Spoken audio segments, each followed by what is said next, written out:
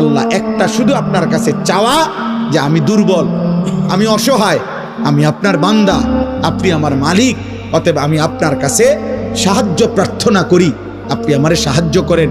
আপনি চাইলে আমি সেজদা দিতে পারবো, আপনি দয়া করলে আমি আপনার গোলামি করতে পারবো, আপনি দয়া করলে আমি আপনার হুকুম মানতে পারবো, আপনি দয়া করলে আমি গুনাহ ছাড়তে পারবো, আপনি আমার একটু সাহায্য করেন।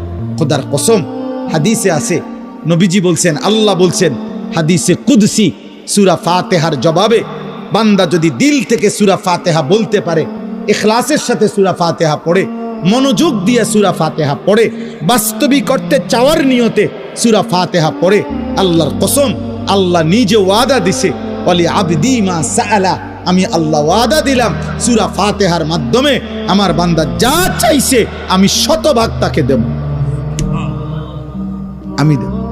যা বান্দা, যা বান্দা, তুমি যেহেতু বলছো আমার গোলামি করবা, আমি সাহায্য করব। আল্লাহ আমাদের প্রত্যেককে তৌফিক দান করেন, আল্লাহ আমাদের সকলকে কবুল করে নেন।